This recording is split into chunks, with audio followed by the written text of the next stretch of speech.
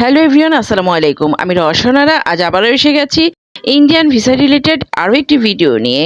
20,000-এরও বেশি বাংলাদেশির পাসপোর্ট ফেরত দিয়েছে ভারত।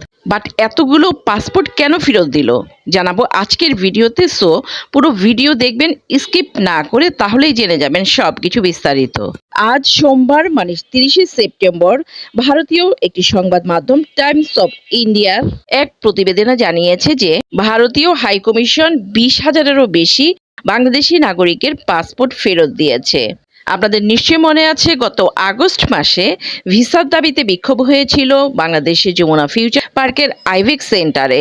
তো সেই বিক্ষোভের জের ধরেই কিন্তু তারা বলেছে যে বিক্ষোভ ও হুমকির জেরে এই পদক্ষেপ নেওয়া হয়েছে। মূলত গত আগস্টে ছাত্র জনতার গণ অভ্যুত্থানের মুখে বাংলাদেশের প্রধানমন্ত্রীর পদ থেকে শেখ হাসিনা পদত্যাগ করে ভারত পালিয়ে যাওয়ার পর থেকেই বন্ধ রয়েছে কিন্তু ভারতীয় ভিসার সব ধরনের কার্যক্রম বা ভিসা পরিষেবা। মূলত ভারতীয় সংবাদ মাধ্যম টাইমস অফ ইন্ডিয়ার প্রতিবেদনে বলা হয়েছে, সর্বশেষ খবর অনুযায়ী 20,000-এর বেশি বাংলাদেশির পাসপোর্ট ফেরত দেওয়া হয়েছে। ঢাকায় ভারতীয় হাই কমিশনের দিকে ব্যাপক বিক্ষোভ ও হুমকির পরিপ্রেক্ষিতে এই পদক্ষেপ নেওয়া হয়েছে।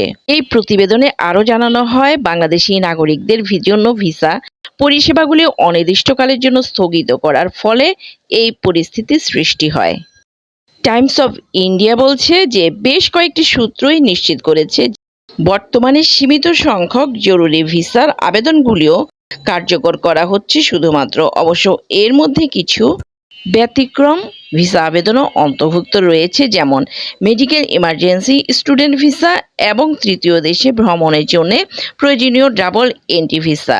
এর আগে বাংলাদেশের রাজনৈতিক যে একটা পট পরিবর্তন হয়েছিল, তখন কিন্তু বিক্ষোভের জেরে ভিসা কার্যক্রম স্থগিত করা হয়েছিল এবং দুদেশের মধ্যে কিন্তু বাকবিতণ্ডাও বেশ হয়েছিল। ভারতের এই সংবাদ মাধ্যমটি কিন্তু আরও বলেছে, বাংলাদেশের ভারতীয় ভিসা আবেদন কেন্দ্রগুলো যখন সবগুলোই বন্ধ ছিল, আর এই জন্যেই কিন্তু হতাশাগ্রস্ত হয়ে আবেদনকারীদের অনেকেই ব্যাপকভাবে হাই কমিশনে ইমেল করেছেন। এমনকি কিছু ইমেইলে নাকি ভাঙচুরের হুমকিও তারা দিয়েছেন।